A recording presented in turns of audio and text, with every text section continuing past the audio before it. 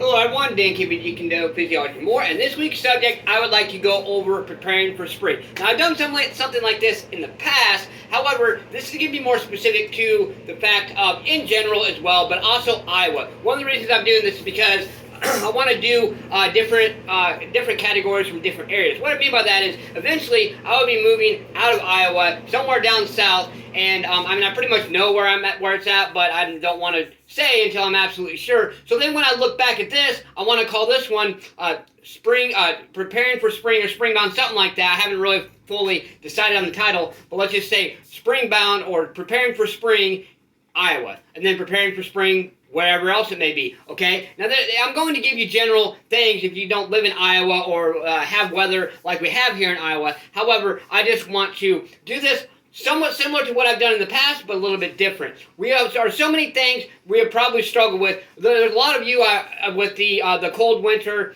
I should say the cold spell of winter, because we only had pretty much a real cold spell where it got pretty damn cold.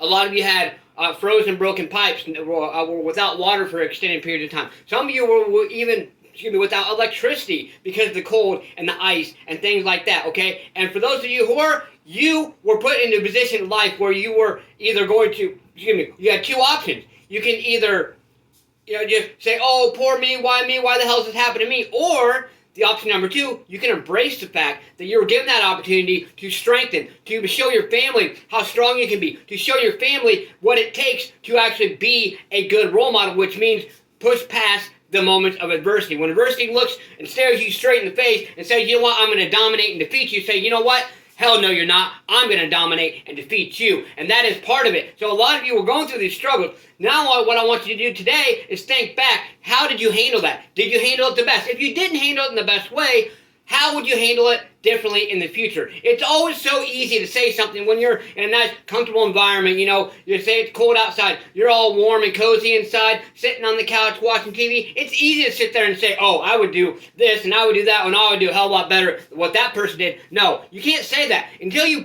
are put into certain situations in life. You really can't say that. So I want you to really ask yourself, how did you handle these? Did you number one, did you say, oh, poor me, why me?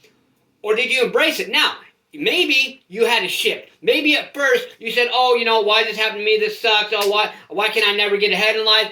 But then you changed your frequency and you shifted that. That's good. Be proud of yourself for that. You might have started out by that little soft voices in your head, but you changed your frequency, you did a good job, and you did what needed to be done. Especially if you have little ones, kids, other family members you care about. That is a hell of a lot better reason. So this little introduction to preparing for the spring, I want everyone to think about what things did you struggle with in the winter, how did you handle them, and how are you going to handle them differently, and embrace each and every given moment that you're given in life, and be grateful for that. Let's get to stay motivated, believe in yourself, believe in kiddo, and believe that you deserve it. Let's get out there, let's go smash punch, kick that like button, just don't break it. Let's get out there and do something. Do more than what you did yesterday. Get your ass up today. Push yourself. Let's go.